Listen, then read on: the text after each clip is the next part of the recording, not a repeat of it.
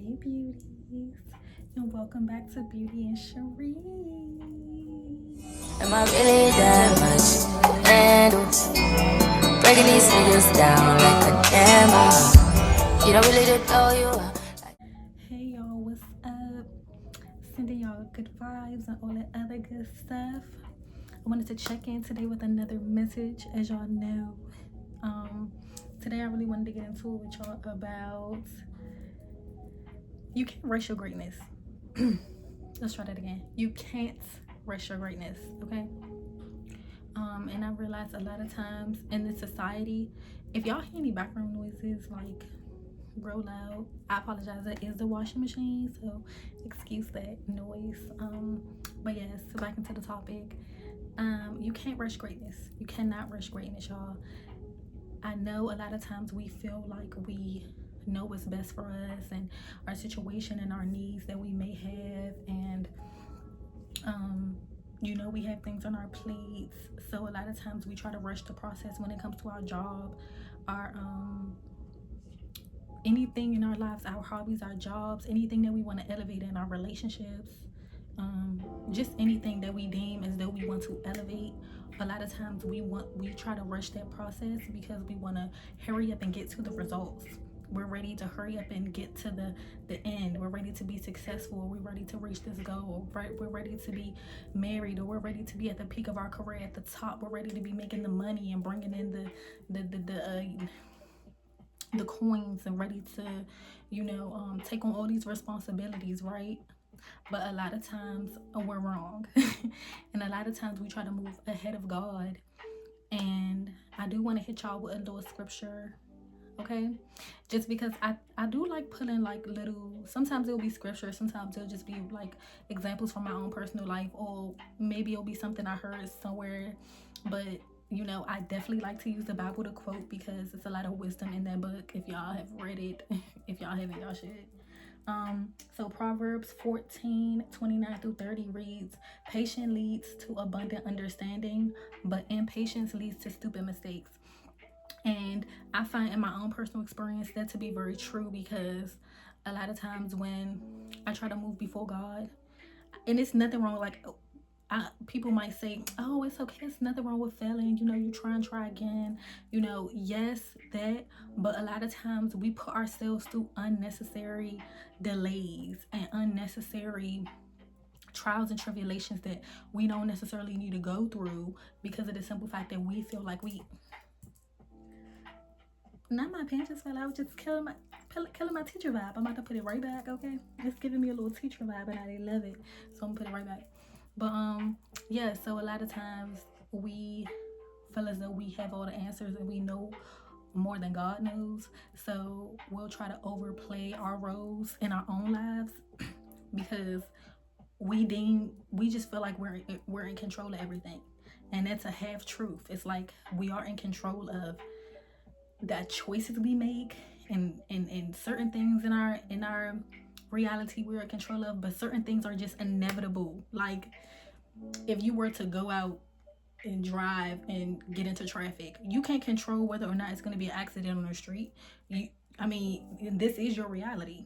But you can't control everything that happens around you. You cannot control, sometimes it's even hard to control your emotions that you're feeling internally. Not even saying that you always have to express them, but you can just be having a beautiful day, and you're just walking into a grocery store and someone just comes up to you and gives you all this bad energy.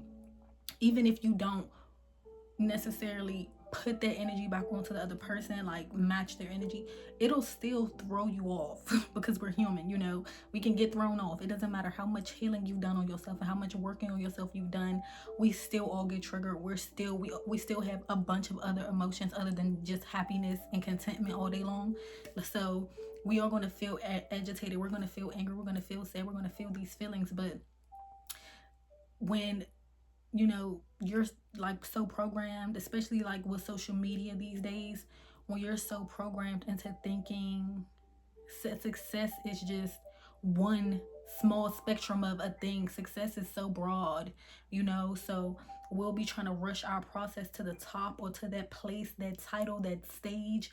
And it's like you don't even know what you're rushing to. The point of it all is the journey, the character development, the building, the wisdom that you're gaining in that time frame, the people that you're coming across. And while I was doing my workout today, I was thinking to myself, I was almost finding myself trying to rush through my workout. Then I had to realize, like, I'm not gonna get the results by rushing. I'm not the slower you move sometimes, the quicker you can get there, because you have to take yourself out of the competition with time and other people and other situations and other things that are outside of you. You know, I was listening to a woman's video today when I was on TikTok, and she was saying something about, you know, just embracing the journey, because just because you get to the destination does not necessarily mean that you're going to be happy, because a lot of times we are taught and seen, or we see things. A lot of times we're taught and we see things to make us believe that we have to change first our external environment, everything outside of us. You know, we have to change all of that and then we'll be happy. That's not how it works. It will never work that way.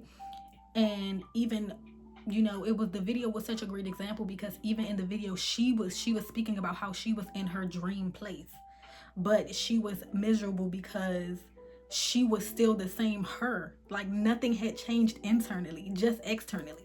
And it makes me also like think about how women get their bodies done, or how even, you know, like just taking a fast route, because I can't even necessarily say just anything that has to do with the external. Like, if you're used to getting validation when it comes to things, and all of a sudden that validation goes astray, you know, then you don't deem yourself as a successful person anymore. Like, success is not in a box. Success can be whatever you choose to make it for yourself. You know, success can be you said, hey, I'm gonna work out 3 times a week and actually stick to that. Success can be you saying, I'm gonna compliment somebody this week, and you sticking to that.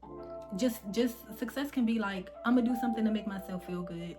I'm gonna stay committed to this goal, or I'm gonna just do something to challenge myself in a new way, or I'm gonna do something fun and outside of my box this week. Like, you know.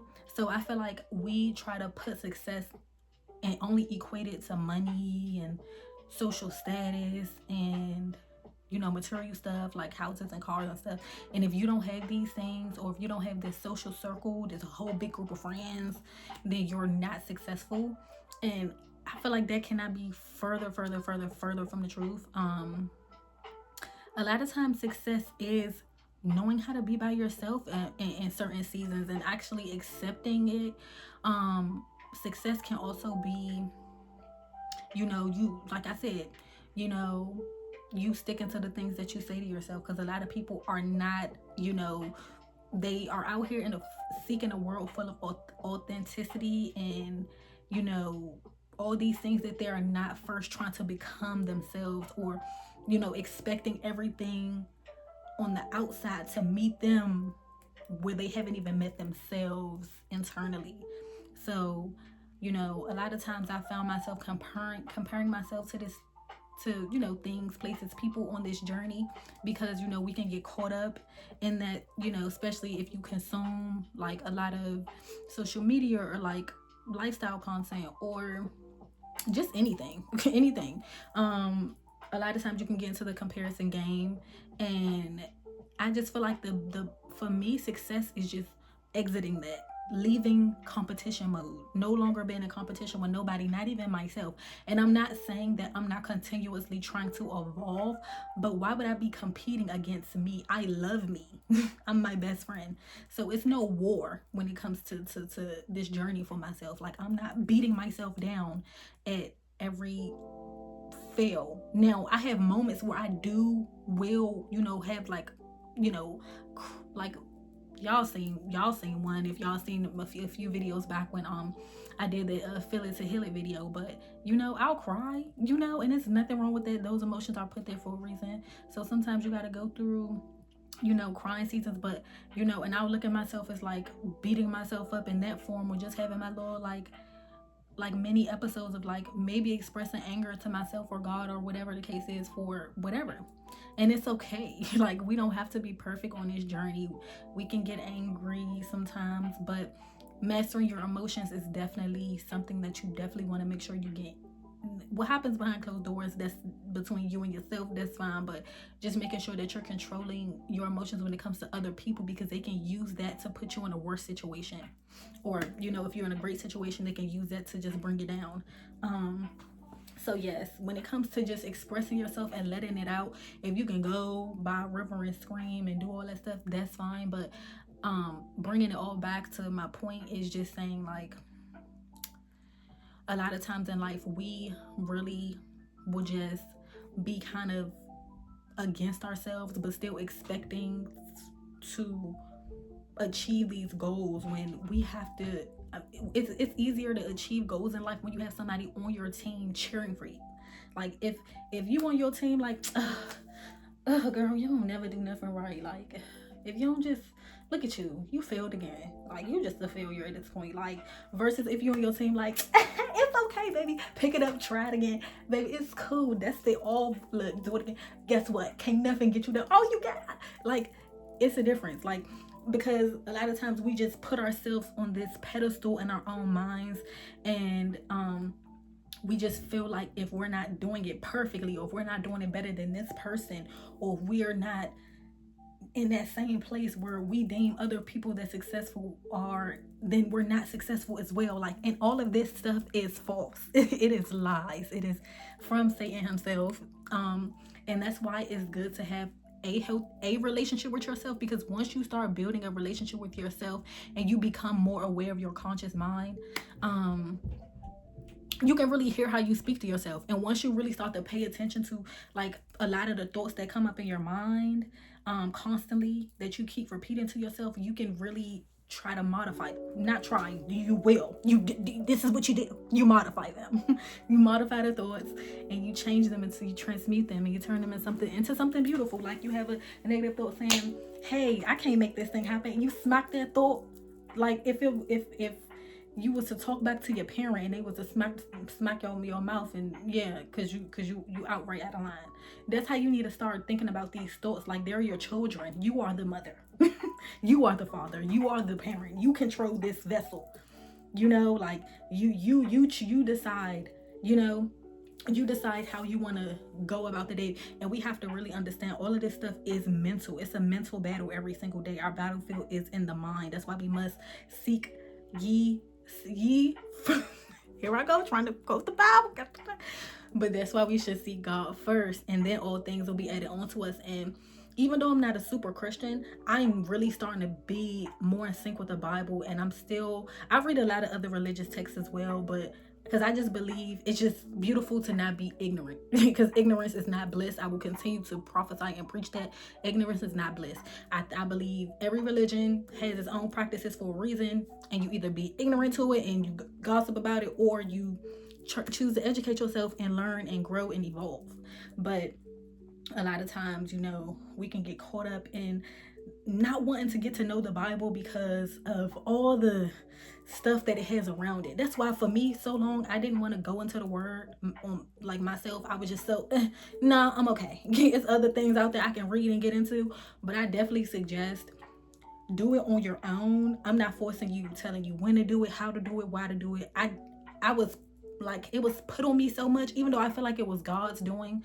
A lot of times before it was put on me, it was so forceful and so it just did not feel godly to me. So therefore, I kind of went on my own Bible journey when I felt ready to, and I started dissecting it how I chose to, based on how it served, my situations and trials and tribulations, So whatever I'm facing, if I feel the need that I want to, dive into that specific topic in my Bible for the night or the day or whatever the case, that's what I choose to focus on.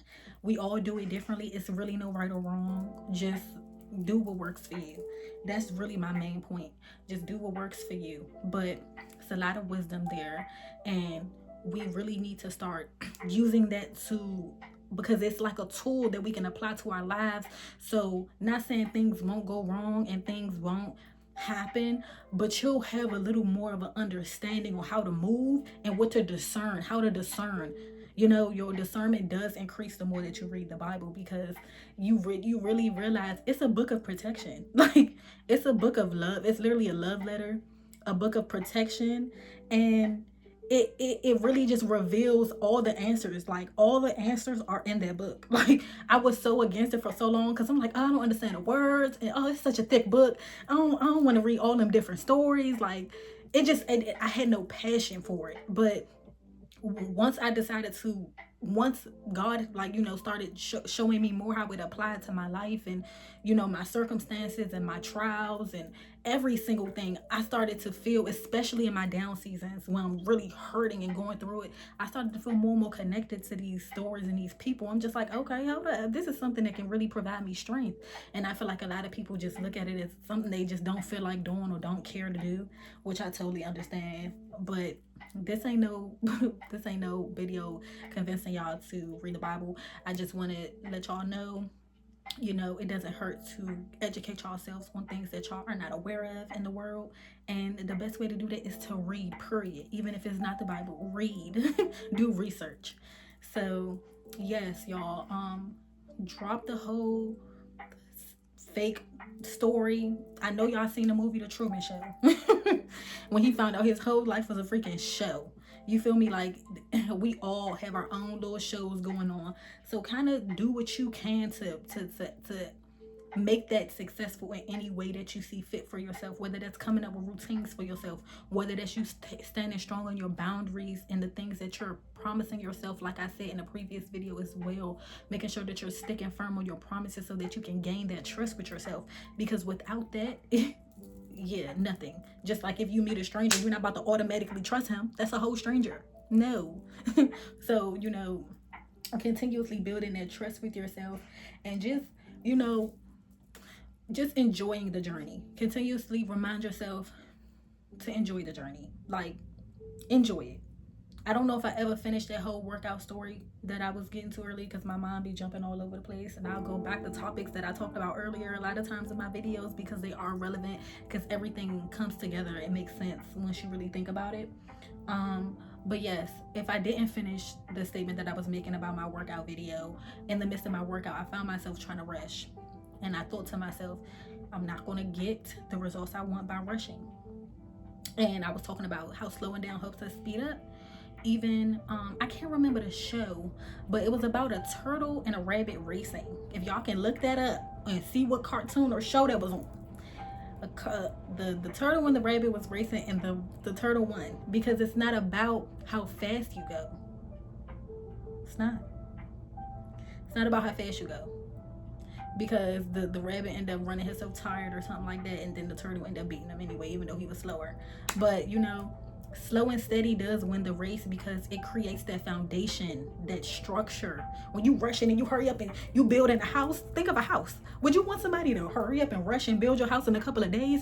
Or would you rather them take their time, brick by brick, making sure that it's a steady house and not just made of sticks?